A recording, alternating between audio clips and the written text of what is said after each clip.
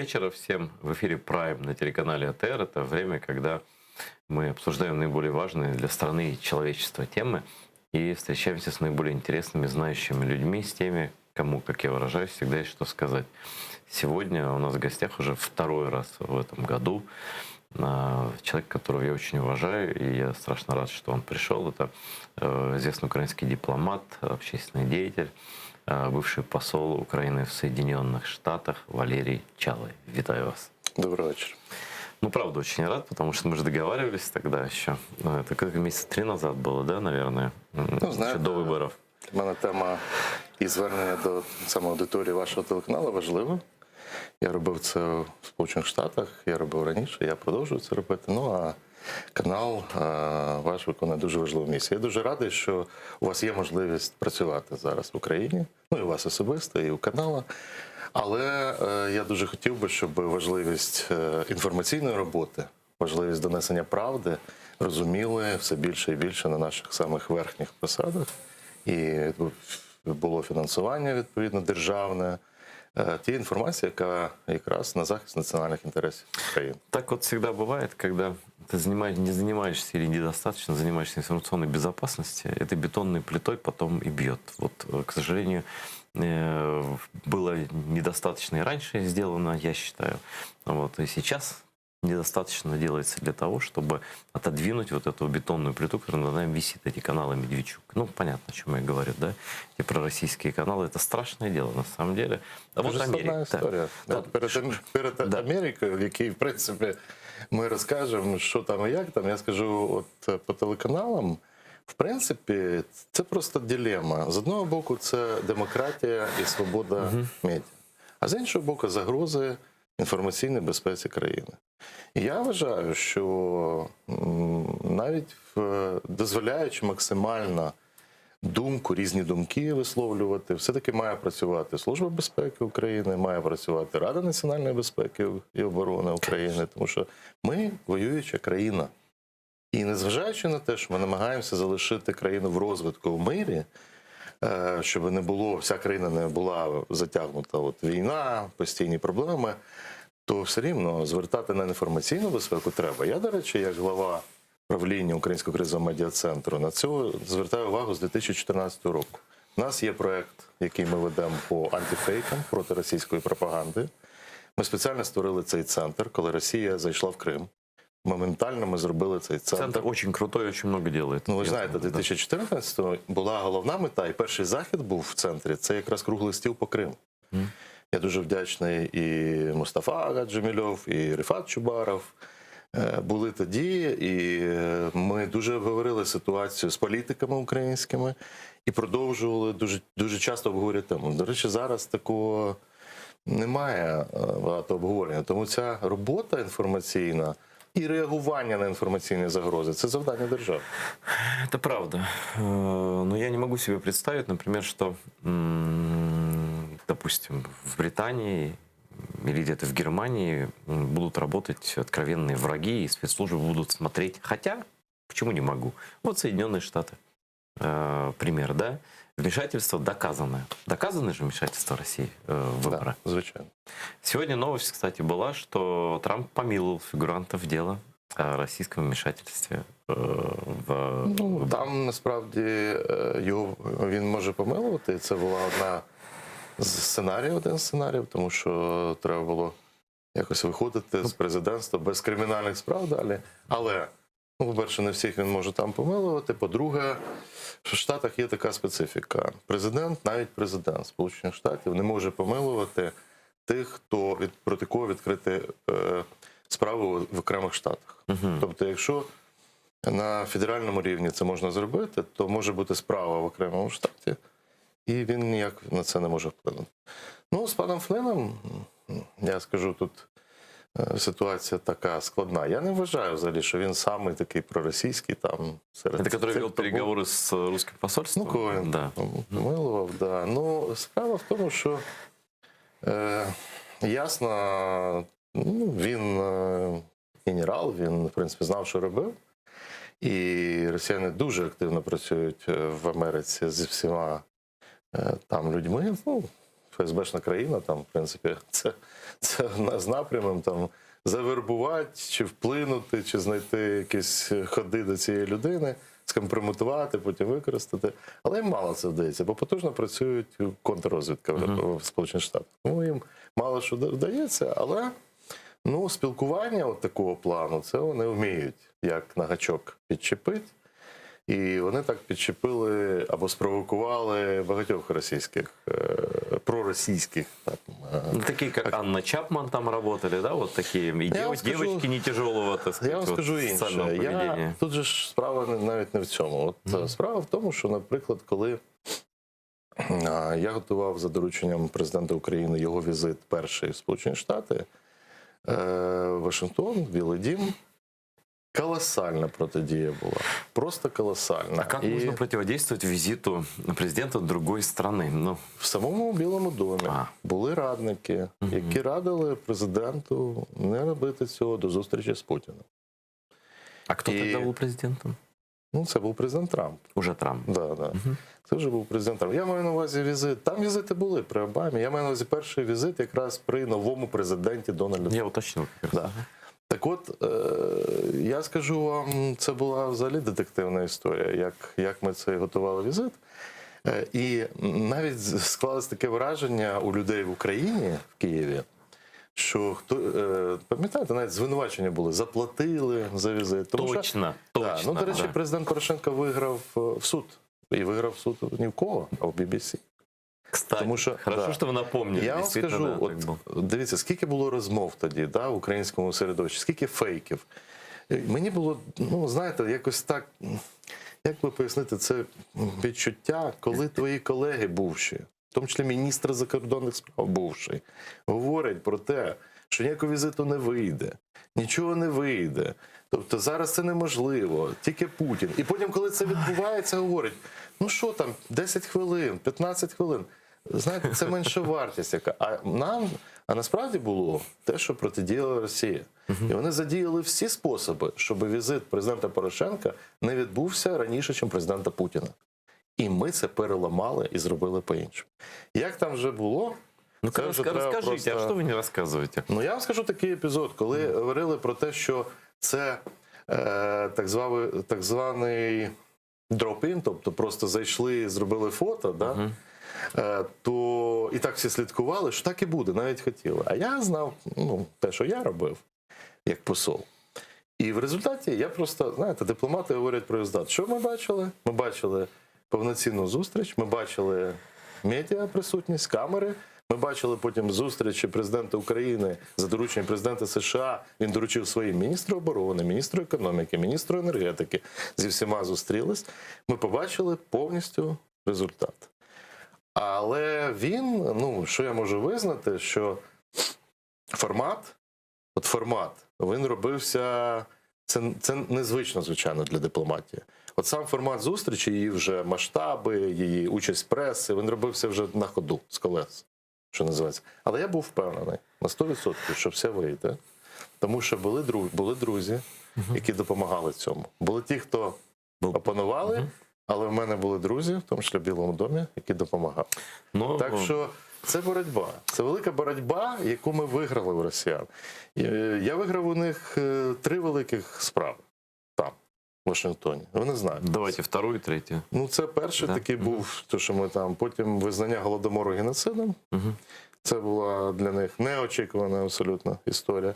Для Вони- россиян это очень болезненно. Вони пробували всегда, мене да. там все, що могли. І шантажувати, не шантажувати, приходити під посольство. І супроводжують по всім моїм поїздкам інформаційно, до речі. Ти приходиш, зустрічаєшся з губернатором.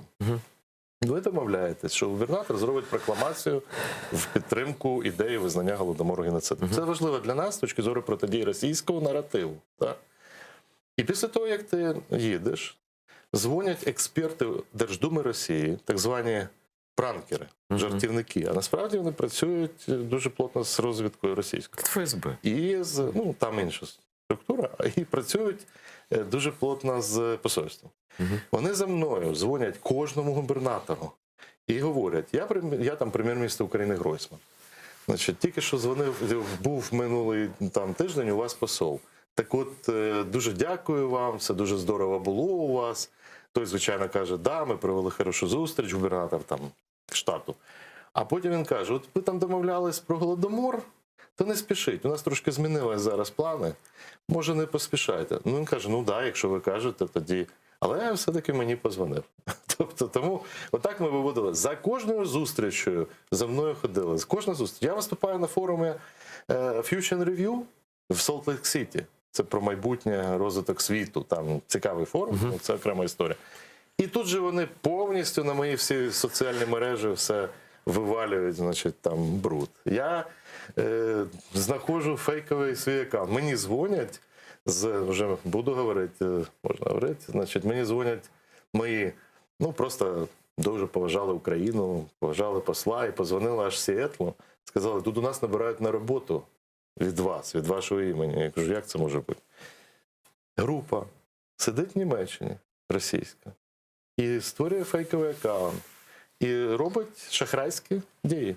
Вона від мого імені запрошує на роботу. Люди платять перші гроші, а потім вони не продовжують цю історію, і, відповідно, люди подають в суд. Вот, Валерий, Тобто, как я вам они- просто кажу, як Росія працює Да. в Америці. Вот, Розумієте? чем они тут очень хорошо видно, что они пользуются вот этой американской, ну, с нашей точки зрения, постсоветской наивностью. На самом деле они так живут, да? Они не ищут мошенников в каждом человеке, да? Они принято доверять. Американці дуже довірили. Да, это общество доверия. Оно строилось снизу, оно на доверии основано. А да? якщо ти довіру зруйнував, дуже жорстка реакція. Вот. Або простого американця, або президента Байдена. От, до речі. Вот. Буде так само. Да, и, ну, то есть это психология американцев, которые русские изучили. Они любую интеллигентность, любое доверие и позитивные отношения считают шансом для себя. Сейчас мы этих лохов-то и разведем у автовокзала. Ну, да? є такі Да. ставлення. И, Це можна один раз зробити. Точно? Да. Я думаю, в Америці це один раз. Я бачив це. Якщо один раз отак от робиться, адже ці пранки такі от були не тільки проти мене, проти конгресменів. Тобто, і це було дуже неприємно, тому що конгресвумен одна, яка допомагала Україні, вони позвонили і сказали, в країні і видумали назву. Тож революція. І тут Майдан там, ви підтримуєте? Вона каже, ну, звичайно, я подивлюсь, що, як у вас, що, але я буду підтримувати. І вони насміх піднімають, що от навіть не розібралася, яка країна. Тобто, довіри, але другий раз я знаю, що вона зробила потім. Це не проходить просто так. Це потім є реакція, тобто є реакція на ці дії. І, власне, що відбулося з Росією в Америці? Ви ж пам'ятаєте це завантаження, яке стало перевантаження? Очень хорошо помню, когда вдруг после грузинской войны да, решили не наказать Россию, а решили Россию задобрить. Да. Это было при президенте Обаме. Да. Але це нічого з цього не вийшло. Крім того ж перевантаження, яке, власне, було там і написано в перекладі. І в результаті оця довіра була підірвана. На днях була атака, кібератака росіян проти Америки. Байден сказав, дуже жорстко буде на це реагувати. Тому що вони втратили, росіяни взагалі втратили межі оцього от То есть Америка сейчас, ну, по крайней мере, политическая Америка злая на Россию. Да. Да. Они обнаглели, короче говоря. Да? Они пришли в дом. Да, тут це не питання. Всі розуміють, що в них Китай головний опонент. Да? Вони Росії насправді, нехай в Росії щоки не надувають. В Росії взагалі ніхто не вважає якимось основним там войны нет же, есть экономика. В плане экономики России понятно, что не с в плані Китаем. Да? економіки. Росія це, як казав сенатор Маккейн, така бензоколонка зі зброєю, тобто, Ну, але зброя. Зі зброя. Проблема. І дуже небезпечні авторитарні суспільства, де ціна життя невелика, ну або Они всегда, або ноль. все І, войны так ну, а зараз вели, дивиться, да. що відбувається в Росії. Це взагалі всі майже перейдені. Це державний тероризм, коли своїх, ну є таке визначення, не я його давав, тобто коли своїх громадян вбивають. Да? Хімічною зброєю. От, слухайте ще раз. А был ли период? Вбивають своїх громадян хімічною Для зброєю. западного уха это звучит диковато, да? Та це взагалі... Вже і мільйони своїх Ну, вбивали. Макрон після того, що, пам'ятаєте, він розмовляв з президентом Путіним, і Путін пояснював, що там Навальний сам себе отруїв. Ну, вони зараз так крок То назад. есть даже Макрон, который лез уже в обнимку просто к Путину с 17-го года, він в мае хотів свою роль 17-го, я зіграти, помню, как он да. к нему приехал в Питер, единственный, там, ходил с ним по набережной и так далее, в глазах выглядывала у него там какую-то совесть, да. Ну, то есть даже таких он отвратил от себя уже. Так, але це знак, насправді це знак, що всі інші способи впливу росіяни вже втрачають. Вони вже переходять до яких способів? Хімічна зброя, танки на території України. Це вже крайні Ну, способи. брутальные формы, скажем. Крайні, це такие, вже да. те, що в світі викликає протидію. І, в принципі, звичайно, що президент Трамп, що президент Байден, вони не допустять, щоб хтось диктував їм і чи втручався в їх виборчий процес, в результати і так далі. Ну, Трамп Тобто, я думаю, спокойно к этому относился. Нет, Трамп нет. даже обвинил Китай в этой ну, кибератаке. послухайте, Ну, це смішно інша це, історія. конечно, Це виглядає. інша історія. Тобто, те, що думає Дональд Трамп, це ще треба розібратись. Багато причин, чому він так робив і продовжує робити. Не знаю. Є різні конспірологічні теорії, але я знаю точно одну річ. Коли він зустрічався з Путіним, і потім була інформаційна подача, пам'ятаєте, коли Путін фактично його переграв на брифінгі, він фактично Это показав Хельсинки. Да, Где того он спору. выглядел очень бледно, Да, там, так йому, позорнейшим після того, як образом. йому це сказали, і все-таки є люди, які можуть йому сказати, він там зразу виправив позицію. Тому що для нього, для Дональда Трампа, щоб він не перший і не головний, це удар. Тому Дональд Трамп, Джозеф Байден, в першу чергу, люди, які захищають інтереси Америки. По-своєму, кожний по-своєму. До речі, кожний своєї Америки, на жаль. Да. Є Это тоже одна результат. одна частина, Америка урбаністична, Америка більш різноманітна, яка зараз обрала Джозефа Байдена. І є Америка фермерська, Америка одноповерхова, Америка центрального заходу і півдня. Тобто це американська проблема. Ну и Америка более депрессивная в экономическом плане. Вот это вторая, про которую вы говорите. Ну, депресивна, дивіться, я бачив різну Америку. Да? І, звичайно, якщо її взяти в цілому, то це найпотужніша країна світу. І ну, в військовому плані за нею там, я не знаю, 5 країн в НАТО після неї менше мають потенціал, ніж одна Америка. В економічному плані ще номер один залишається. В плані інновацій, в плані нових технологій це номер один в світі. В плані економіки масштабів, ну, Китай там підтискує. От, ну, тому що торгівля величезна у Китаї, людей багато. Все-таки більше. Тут 330 мільйонів, там мільярд, я не знаю, скільки у Китаї, вже 300. Ой, да не Чи в успеваю. Індії Каждый мільярд год там 300. по В 100 Китаї, миллионов можливо, вже там добавляется. мільярд 400. Да. Ну, можу помилитися. Але це набагато більше по масштабам країни, ніж Америка. По кількості Но все равно населення. влияние не означает, вот эта физическая масса, она прямо не означает такого же влияния в мире. Ні, абсолютно. Да. Тому що єдина проблема в тому, що от ми говоримо, вплив той же Америки був через кінематограф, Голлівуд, через формування історій успіху. Оце от при Дональді Трампі розмито насправді. Це не мої слова, я просто цитую те, що говориться в пресі. І зараз Америка вже не така, як колись, знаєте, як взірець. Да?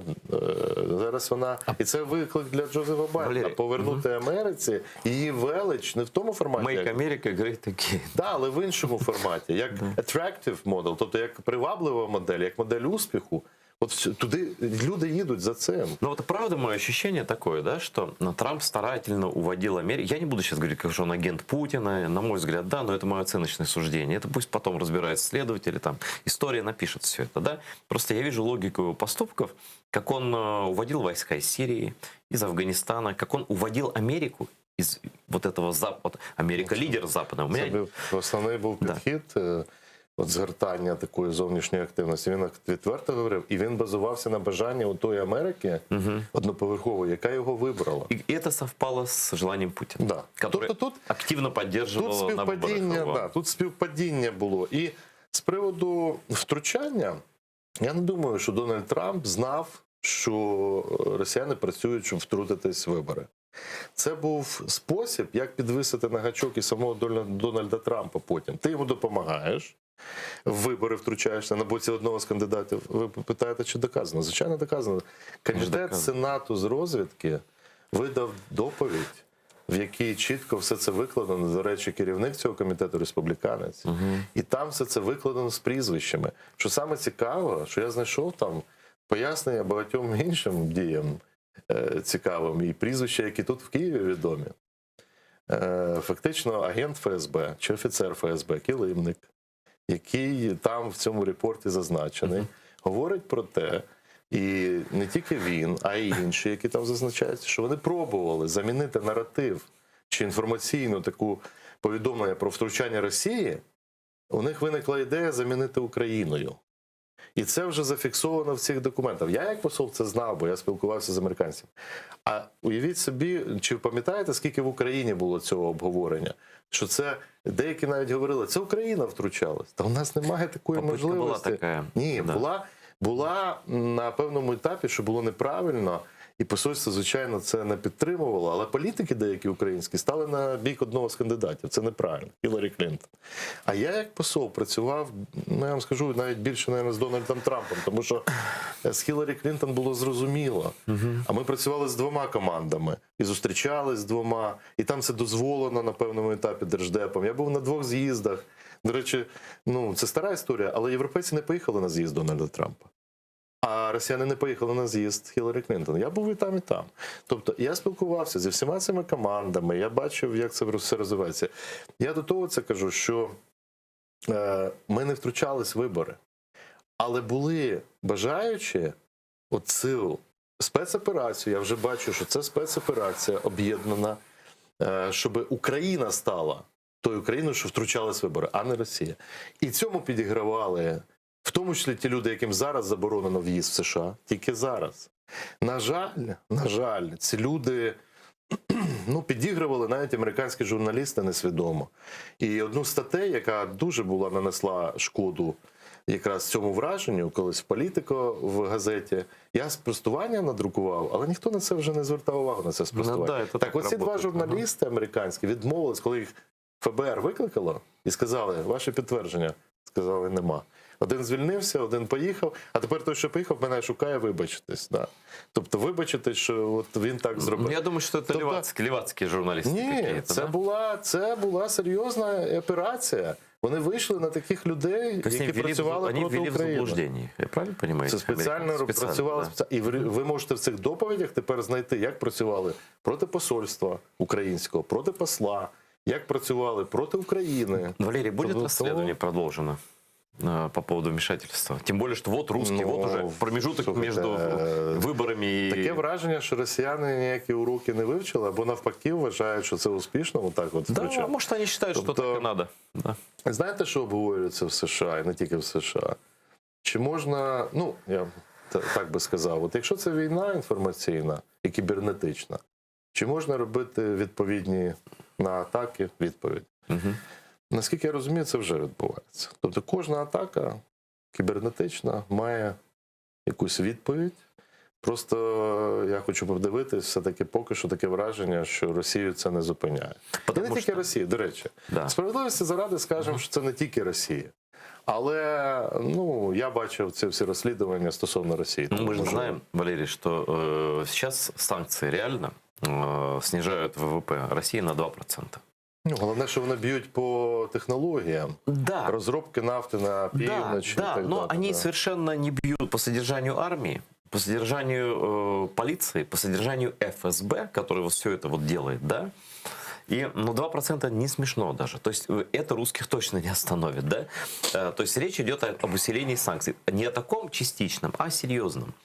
Вот русские уже наработали себе такой портфель репутационный, да, связанный совсем и в отношении Америки, и в отношении вот этих терактов, и в отношении, есть ли критическая масса таких впечатлений от поведения русских, да, неисправимого, что Байден сможет реально усилить санкции против России, сделать это системой? Є одне питання проблемне, тому що одночасно пріоритет Джозефа Байдена буде відновити трансатлантичну солідарність і єдність з європейськими країнами. А позиція в європейських країнах, які більш інфільтровані російським впливом, деякі країни, навіть там кількість... Італія, давайте так говорити. Ні, я не про Італію кажу. Тобто там присутність і вплив набагато більше не в Італії. Але не буду називати ці країни, але вони знають, як вони знаходяться під яким впливом.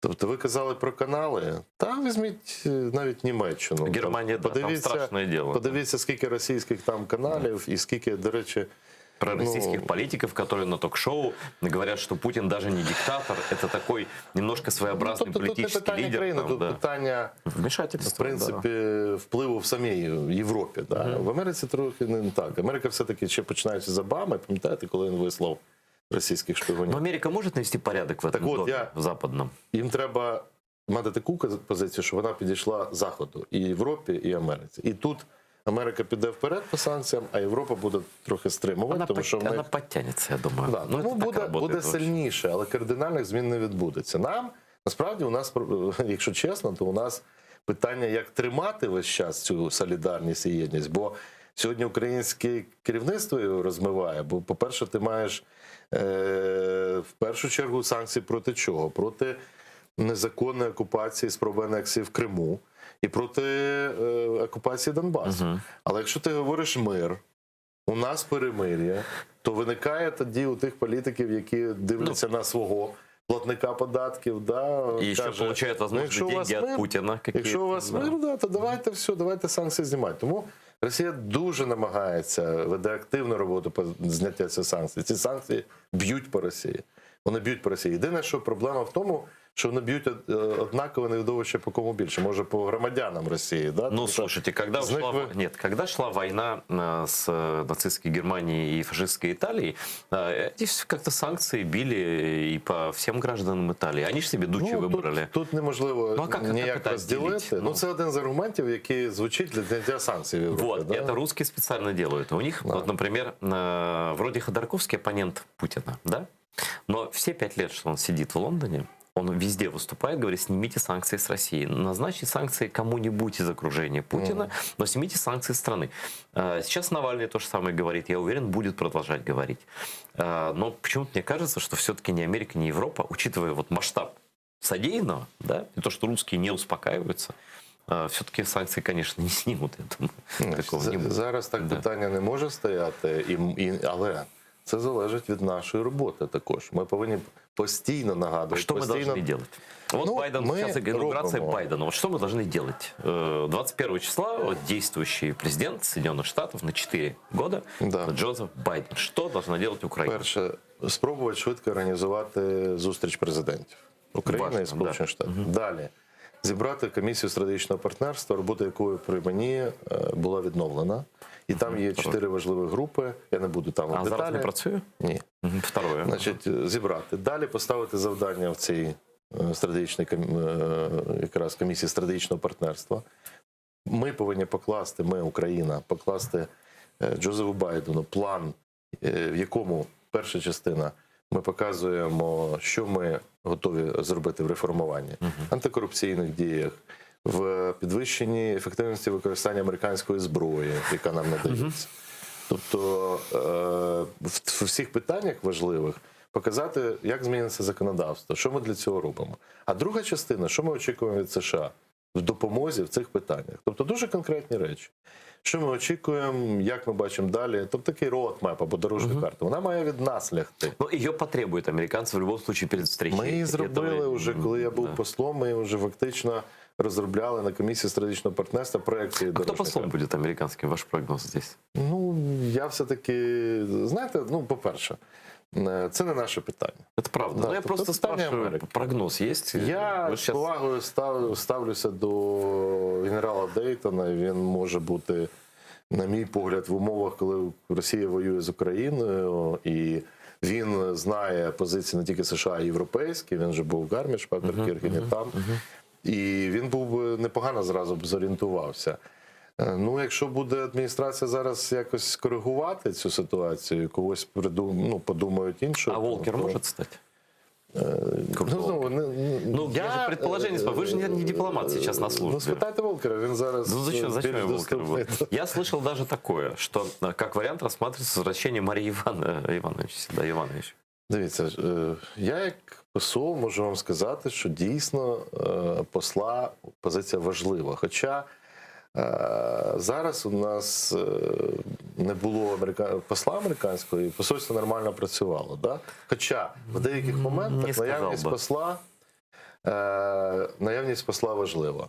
І це не повинно так бути, щоб у нас така пауза була. Це перше. Друге, обирають і затверджують в американському сенаті. Кого запропонують, ми ж даємо агріман, ми ж погоджуємося. Понятно, Значить, да. я не думаю, що якісь кандидатури можуть бути такі, щоб для нас не прийняті. Так, Ну вот, так не бувало. у меня ніколи. есть информация такая, что раньше, ну, пока не был Трамп президентом Соединенных Штатов, количество американских делегаций, ведь Америка работает не только вот на таком уровне публичном, когда президенты приезжают туда или сюда, да? Да. Это каждодневная работа. Американцы помогают по разным сферам реформирования Украины. Колоссальное количество городов, там, не знаю, воинских частей они посещают. То есть это работа, которую они не рекламируют, но которая то там откроет это, то там здесь, это такая работа постоянно. И чуть не каждую неделю приезжали делегации не поболтать, а вот, ну, продвижение по этой линии, это там план, дорожная карта, все расписано, да, и они работали. Когда Трамп стал президентом, приезжали всего несколько раз на хорошем уровне, и в основном вы спрашивали компромат на Байдена. Это были цели поездок высокоставленных. То есть работа была на самом деле серьезным образом остановлена. Это, к сожалению, вот по моим источникам, правда. Ну, дивіться, я можу сказати, що два періоди було. Тобто період початку роботи адміністрації Трампа і інтенсивність тоді не зменшилась, навіть збільшилась. І було два То есть вы візити. связываете это с переходом Зеленского уже? Ні, я власті? зв'язую це з двома причинами. По-перше, це якраз сфокусованість потім Трампа більше на цій боротьбі внутрішній з демократами. Ну, когда они начали на Байдена искать імпічмент, сюда, вот. він завернув увагу там туди.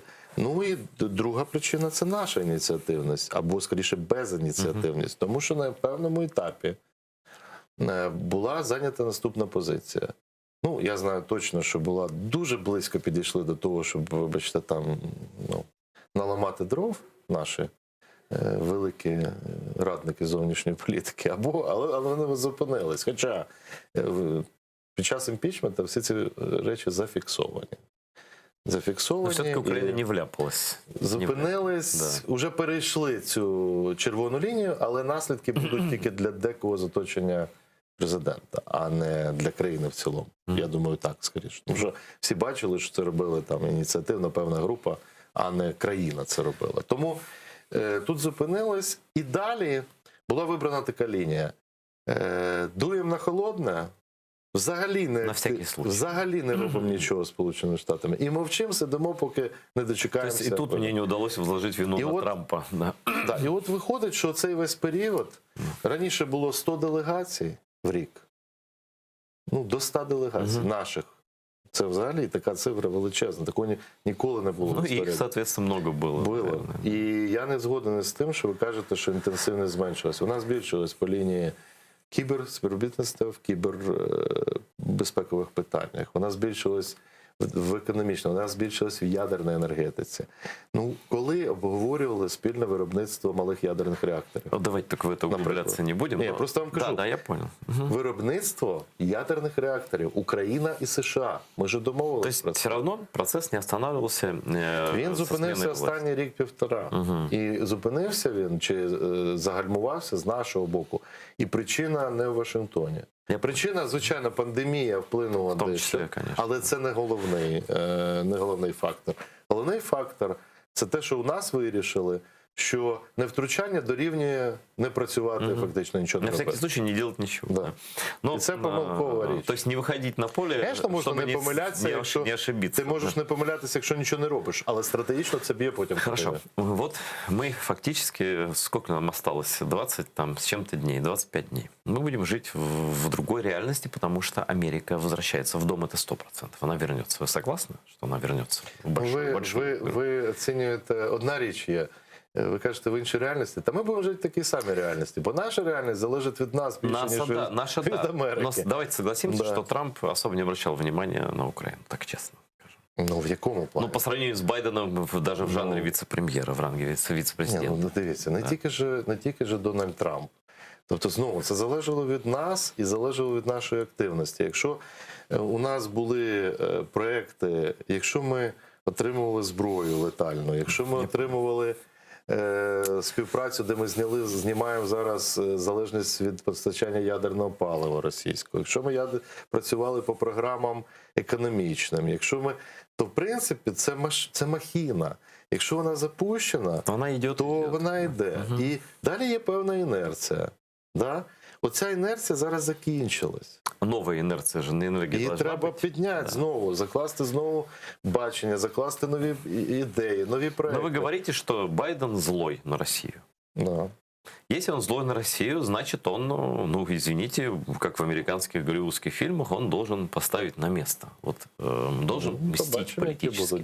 Ні, це не помста. Ні. Ну, это я говорю це человеческим языком. Ні, це не помста. Це не помста називається. Це просто якби вирівнять ситуацию. Но вообще это было унижение Америки. Я вообще даже со стороны смотреть новости из Америки не про Америку. Россияне вмешиваются в выборы, вмешиваются в это, вмешиваются в то, вмешиваются в сети. То есть, с одной стороны, мы говорим, это держава бензоколонка с оружием, с другой стороны, кибератаки. Это же тебе, не знаю, не через забор плюнуть, да? Это вмешательство в сети.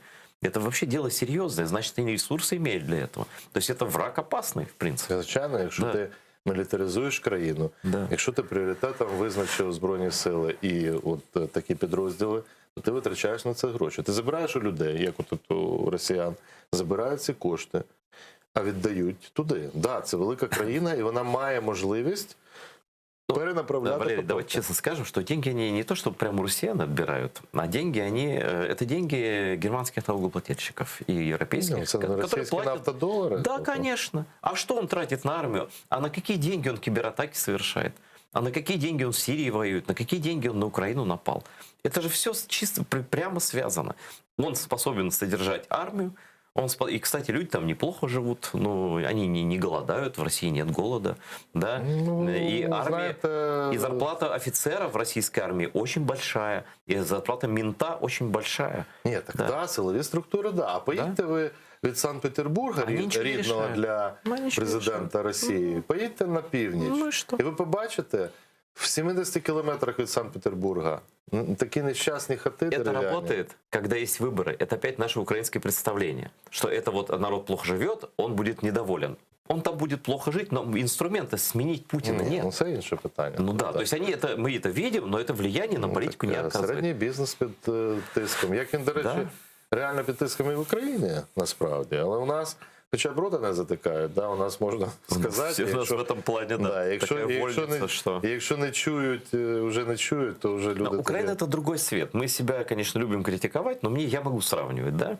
Но все-таки эффективность Путина во всем, а внешняя эта эффективность разрушительная и в Европе, и в Америке, и везде, она базируется на том, что они вольно, Северный поток-2, условно говоря. Они делают, что хотят, высасывают деньги. Просто. Да, нет барьеров. Надо как-то, по крайней мере, сказать чувакам, если вы сейчас вы уже натворили, и за это уже надо вводить санкции, а дальше, санкции ведь как в американском практике, я, по крайней мере, читал, может, вы скажете, что это не так. Вот вводятся санкции Конгресс, или там кто там вводит санкции, Минторг, да, в США. Не выполнены санкции, да, требования санкций не выполнены, они ужесточаются. Опять не выполните, еще плюс, опять не выполните, еще плюс. То есть нельзя ввести санкции, посмотреть, что Путин ничего не делает, и сказать, ну и ладно, так же не должно работать. Далі вони розширюються на тих, хто співпрацює з тими, хто під санкціями, і так далі, і так далі, і так далі. І насправді цей тиск, він підсилюється. Він дуже мало в динаміці, якщо брати по рокам, це дуже повільне підсилення. Але воно точно дуже повільно йде. І вони сподіваються, що колись хтось одумається. Серйозно? Да. Тому що там люди теж хочуть мати гроші. Насправді влада в Росії, я думаю, це інструмент, можливо, для Путіна вже влада самоціль, але для багатьох з його оточення це інструмент отримання.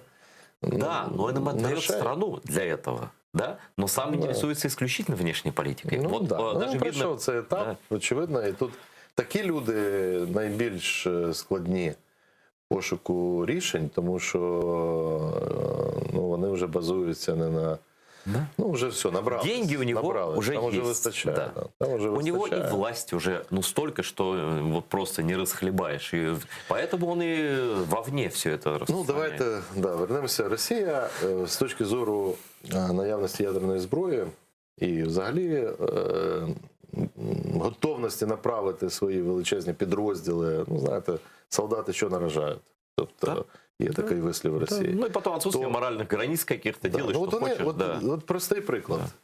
Коли вони почали зупинятися в Україні, коли не просуватись далі? Когда по морде получили. Коли пішли конечно. труни з загиблими. Там даже не в гробах дело, они физически просто получили и не смогли двигаться дальше. Ні, там якраз в цьому справа, тому що пішли назад багато загиблих. Була така ситуація, коли співвідношення наших загиблих і російських було один Это до правда, 4. но я открою страшную тайну, я тогда еще жил там. Там об этом почти никто не знал. Правильно. До певного моменту про це не знали. Але коли масштаб став вже великий, і коли ми зробили один крок, коли ми, я кажу, бо я працював тоді ще в Києві, позвонили батькам тих солдат, які захоплені в Києві. Російські. Пам'ятаєте ситуацію? І вони почали тоді говорити, наші захоплені, наші діти там, а коли бачать батьки дітей, їм пробували заткнути, вибачте, деньгами, да. все, що могли робити в Росії. Але ну, коли рідне, коли це рідний син, ну куди ж ти вже... Нет, нормально. І отут, Мама получает 3 миллиона рублей и замолкает. Ну, ми тоді показали, тоді були дзвінки цих батьків, і це вже не прикриєш. І тоді потім сказав, вони заблудились. Ні, ну то взагалі, ну, оце дратує, тому що спочатку про тих, хто захоплено цю групу, да, російську, на території України. Тобто спочатку сказали, це не наші, Ну, це как они брехня. обычно делают. Далі, це наші, але в відпустці. Ну, случайно, да. Далі. Потом наши, но случайно. Да, Да. наші, а потім в кінці вони просто там заблудились. Так, це наші, це армія, але заблудились на 80 кілометрів на вашій території, заблудились. Тобто це такий цинізм. От уже настільки це дратує в двосторонніх і багатосторонніх відносинах, це брехня постійно. Тобто Росія зараз сама брехлива дипломатія в Росії. Так они вообще Тобто вони вернулись, ни во что никого вони не вернулись ставят. на Да. період Радянського Союзу, Я в думаю, самому що- махровому. Я думаю, что такого, даже самые махровые советские времена І причому я вам так скажу, не угрожали миру є ж професійні дипломати в російському МЗС. І їм не просто було це все через себе пропускати. Я вам скажу, Ну, мы не відверто, будем им сочувствовать, просто не вы будем, знаете. да, их, ну, да. ну вже, навіть вони, Стидно. які в принципі виправдовували захоплення Криму, да? Навіть вони вже не могли це вимовляти, тому що ця пропаганда і ця брехня, коли ти працюєш в ООН чи працюєш в Вашингтоні, ну це так очевидно, ну, що вже твої партнери просто з тебе сміються. Тобто, що ти... Ну, заслужено. Але це діє на людей, розумієте? Це пропаганда, вона діє всередині Росії дуже жорстко. Вона діє на частину українців, які продовжують дивитися Вот російські мы говорим, канали. да, вот, Валерий, ваша главная Да. теза, что все начинается с нас. Я абсолютно с этим согласен. Вот если сейчас, да, вот мы видим, год прошел переговоров, которые президент Зеленский отвел на возможное урегулирование САРДЛО ситуации. Никакого продвижения, ни по какой группе, включая гуманитарную, включая обмен и так далее. Ну, ничего. Об этом уже открыто говорят и Зеленский, по-моему, в том числе. Ну, все, ничего не получается, да?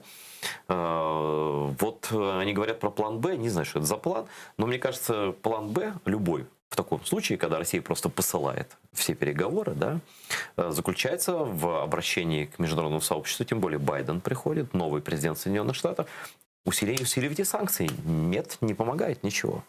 Надо нам это делать. Зеленский должен это Звертатись потребовать. можна. Якщо ти там сам всередині країни розумієш, що ти на чолі воюючої країни, що в тебе ключове питання при всій важливості не ленточки на дорогах перерізати, а підсилювати армію. План Б дуже простий для України. Це сильна армія, авіація, флот, дипломатія, сильна консолідована країна, а не країна, де об'єднують, як сьогодні, об'єднують якусь частину людей, які не готові йти віддати життя за країну. Але вони готові на виборах проголосувати спокійно, там, знаєте, за того, хто їм здається більш... Это опять мы возвращаемся к конфронтационной войне. Такой результат состояния общества – это результат проигранной форм войны, когда война была отодвинута за пределы телеэкранов. Да, От і але вона відсувалась тими ж олігархами українськими, які, в принципі, пішли в атаку на одного іншого, значить, політика, і цим закінчилось тим, що зараз і вони не задоволені, тобто в результаті. Тому що, я скажу, тому що основна загроза для України, дві загрози ключові. Це, звичайно, агресія. Ну, ми називаємо агресію. Війна проти України, Росії. Ну, це катастрофа, звісно. Я ніколи не міг уявити, що такі слова будуть: війна Росії проти України. Але друга – це розбалансованість державного механізму у самій країні.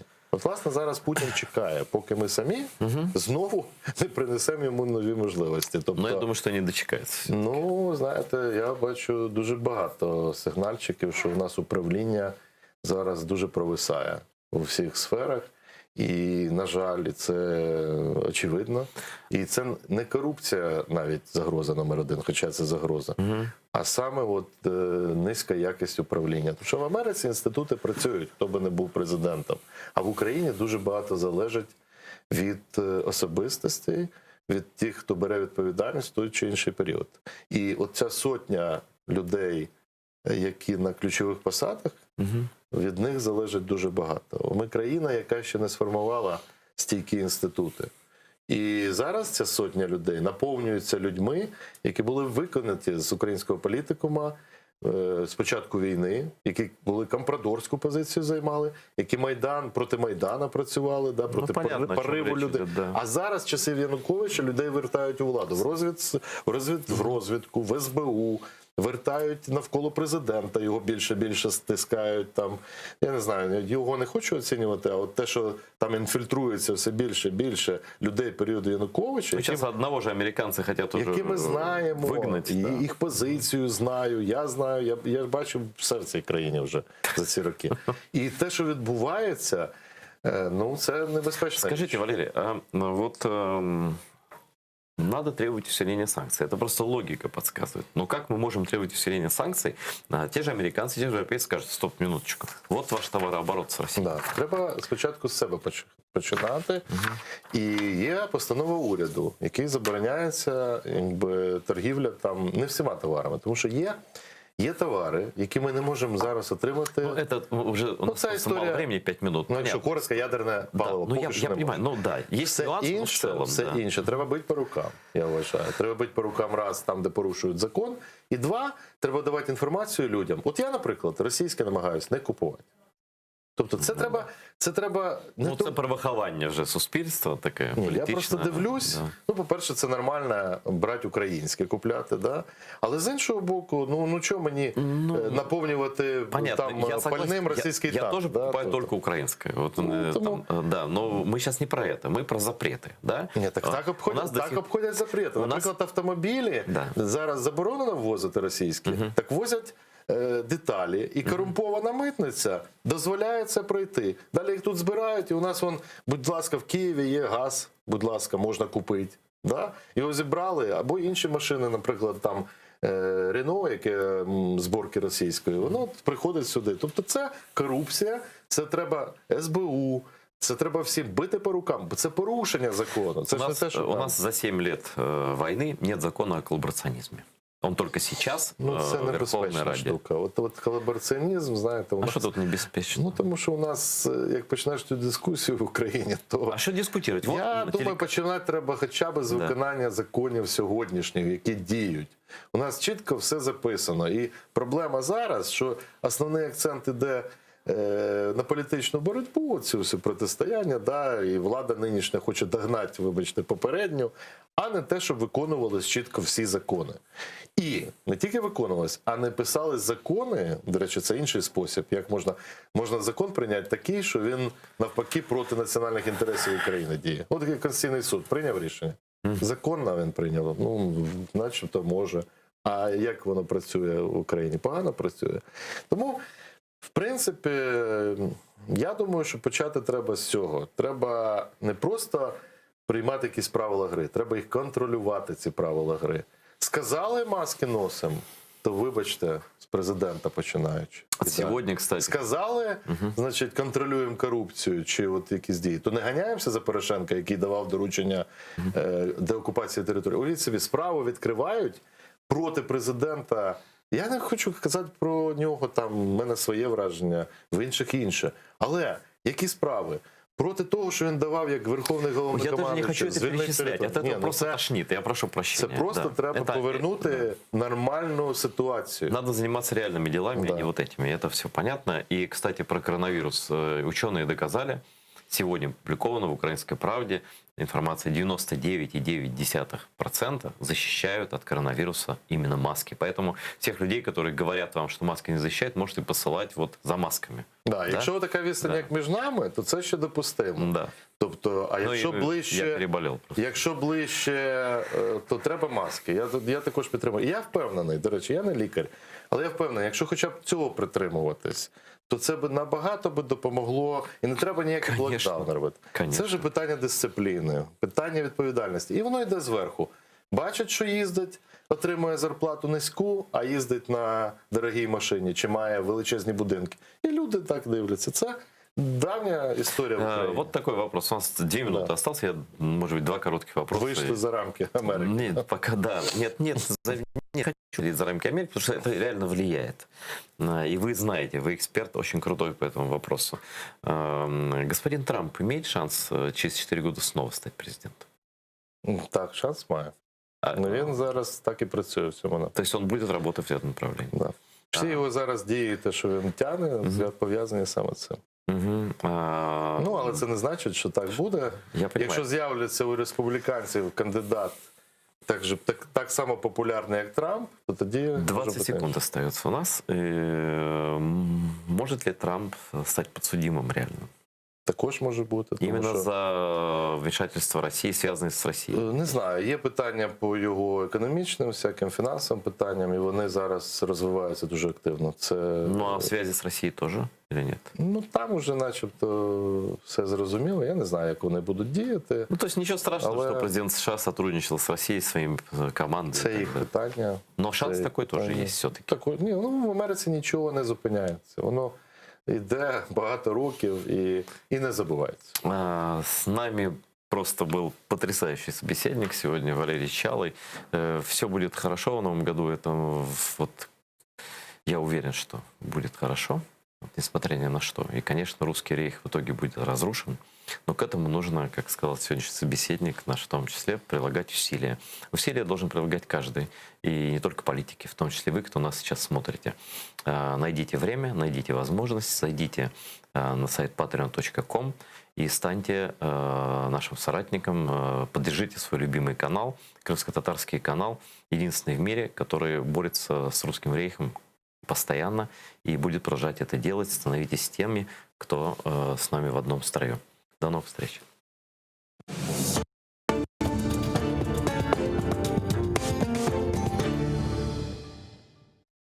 Відтепер телеканал АТР є на Patreon. Patreon – інтернет-платформа, що надає незалежним проектам можливість прямої фінансової підтримки від небайдужих людей за системи підписок. Стати частиною великої родини АТР дуже просто. Крок перший – зайти на сайт patreon.com. Крок другий – у пошукове вікно ввести телеканал АТР. Крок третій – обрати рівень членства. Їх 6. Перший рівень – наречений-наречена – $5 щомісячно. Другий рівень – дядько-тітка. Третій рівень – брат. Четвертий рівень – батьки.